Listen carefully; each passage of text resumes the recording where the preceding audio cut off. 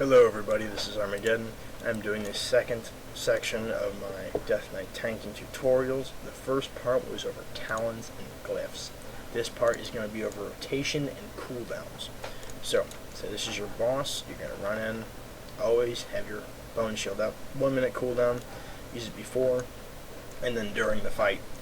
Horn of the Winter, use it on cooldown for the extra 10 runic power it gives you. It's a 20-second cooldown. Just keep hitting that to also keep your 10% attack power for the entire raid up. So you're going to run in, you're going to drop your outbreak, do your death strikes to build up some blood shield, do your heart strikes, and then drop your runic power with rune strike. That'll give you your buff for rune regen. When you get Crimson Scourge proc, use it on Blood Boil for a single target. It refreshes all of your dots if you're using Rolling Blood. Never stray from it. It's great. The other two, they're kind of situational. So this is going to be your go-to. Nothing's better than refreshing dots, and the dots, 2 of them are damaging. Your Blood Boil does 50% additional damage with targets that have the dots. Heart Strike does a total of 30% with your diseases on it. My bad, 15. So you're going to have extra damage all around with those dots on. So keep those refreshed, and then keep using your death strikes. You can use Outbreak again if it falls off, and then continue. Little button down at the bottom there.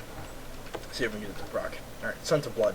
Increases your minimum healing done by your next death strike by 20% each stack. Stacks to 5. So when you get that stack to 5, which is 100%, it's a 240k death shield for me. Might not be as high for you because I also have 240% mastery. So it's still nice. You don't always want to stack it to 5 because usually bosses will eat through your blood shield that fast. You will usually have it stacked to 2 or 3, possibly 4. If you're not taking a lot of damage and you got a good blood shield going, just make sure it doesn't fall off. Say when it gets down to 2 seconds, hit it again to keep it up. Maybe you'll get additional Scent of Blood procs, maybe you won't, whatever. Your Death's Advance, it's a nice little sprint. Otherwise, there's not much use to it. It makes you passively move faster. So my speed is 119. Moving on to cooldowns. You're going to have Vampiric Blood, Dancing Rune Weapon, Icebound Fortitude, Anti-Magic Shell, Army of the Dead, and then Power Rune Weapon. If you have Symbiosis, you get Mind of Urusarok, but I'll get to that in a minute. Bone Shield. Keep it up at all times, no questions asked. It's 20% less damage from melee and physical. Vampiric Blood. If you don't have it glyphed, it's 15% maximum health and 25% healing from yours and your healers. If you run 10 mans, don't glyph it. If you run 25 mans, or if you're a big LFR raider, glyphing it might be worth it, because you're getting heals from 4-6 healers. So the extra 15% is going to be worth it. So, I mean, if I hit that, I go from 117k to 825. And it lasts for 10 seconds. After the effect, the health is lost. So, it could possibly kill you if you take a lot of damage in 10 seconds and your healers aren't on the ball. So, be careful. Icebound Fortitude. It's a 3-minute cooldown, but by far your best cooldown available. Makes you immune to stuns, which is not a whole lot of stuns in current raid content, and decreases damage taken by 50% for 12 seconds. If you have it glyphed, it brings it down to a 1.5 minute cooldown, but a 3-second duration. I don't recommend it unless you're trying to get out of stuns.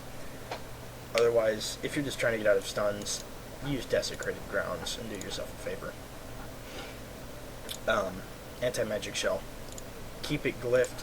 It's 100% magical damage absorbed up to half of your maximum health. I have a shit ton of health, so it absorbs a lot for me. It's 5 seconds, so it's 360k for my shield.